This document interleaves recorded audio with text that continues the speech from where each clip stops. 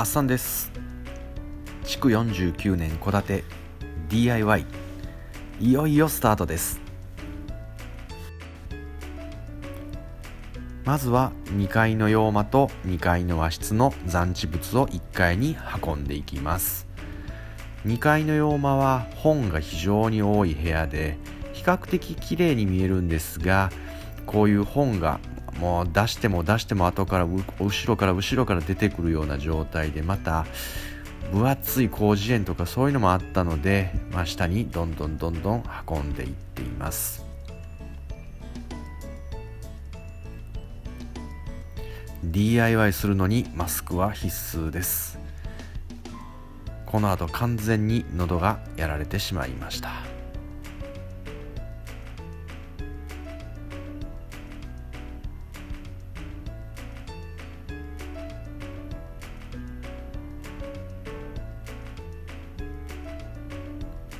2階の和室ですね。この部屋は比較的に物はある方だったんですけれども、もともとご年配の方が住んでらっしゃったのか、ちょっと介護の椅子だったり介護用品が多くて、またこれが非常に重くてですね、運び出すのに非常に苦労をしました。2階の洋間では、一応僕が寝て、2階の和室では父親が寝る予定にしていますので、急いで片付けていっています。到着したのが、お昼の2時過ぎ、要は2時以降からスタートしてるので、結構ね時間が押してきています。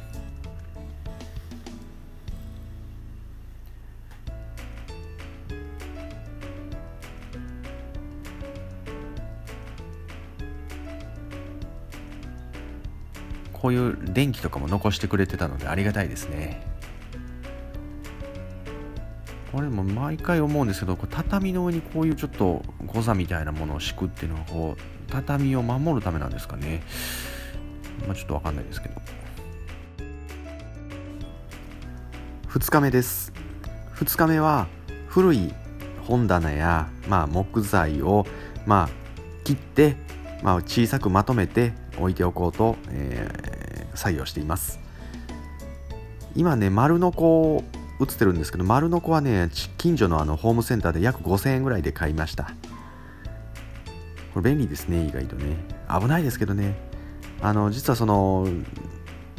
糸のこジグソーも実はあるんですけども、ちょっとそれはなかなかちょっと時間がかかりそうでしたので、丸のこを買いました。で、丸のこでもなかなか、壊れないものに関してはバールで、ぶち壊しております。ここに泊まって2日目ということで、プロパンガスもまだガスも通ってないのに、じゃあ風呂はどうしたんだと思われると思うんですけれども、実はたまたま近所に温泉という名の銭湯がありまして、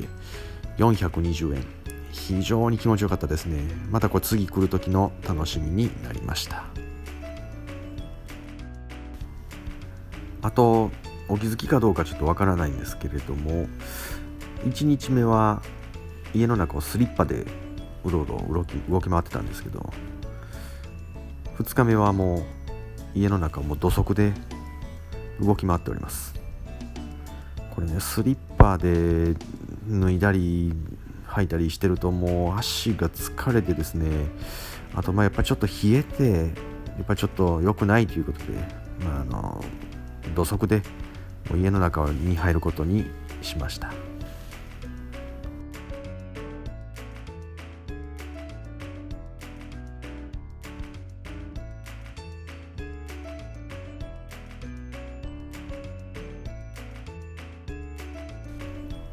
実は親父は関西からわざわざ来てくれまして、僕は関東に住んでるので普段は一緒に住んでないんですけど、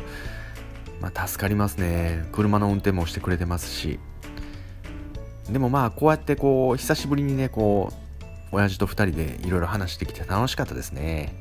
こういう一つの思い出ができるとなると、ちょっとこれからもまた楽しみが増えますね。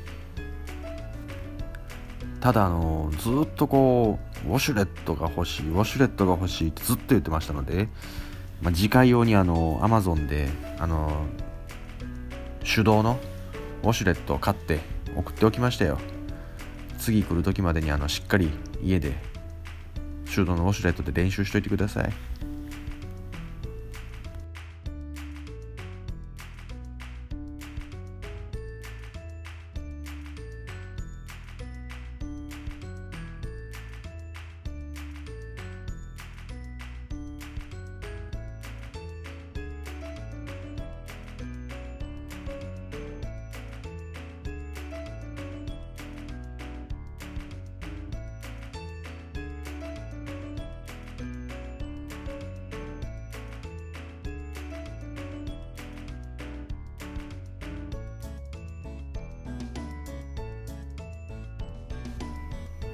今僕ね、ノコギリ使ってるんですけど、これは観光庁オークションで安くで仕入れたものです。結構ね、ブログとかでは詳しく書いてるので見てほしいんですけど、他にディスクグラインダーとかね、いろいろそういうのも安くで、どこの自治体か忘れましたけど、そういうところから仕入れています。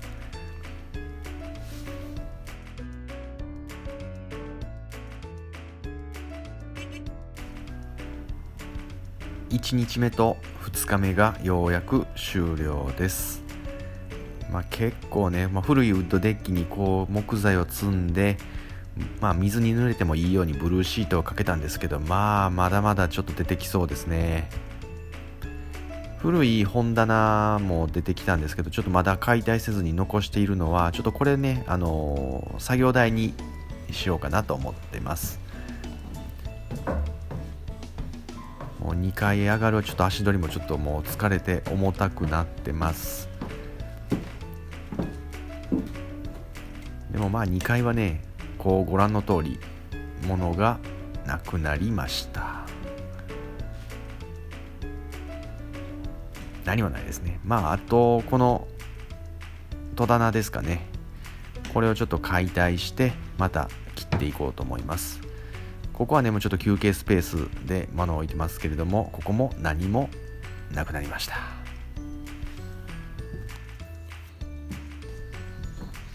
キッチンですね。ここはね、もう本当にここで行き止まりだったんですけど、親父がなんとか頑張ってくれて、仕分けしてくれて、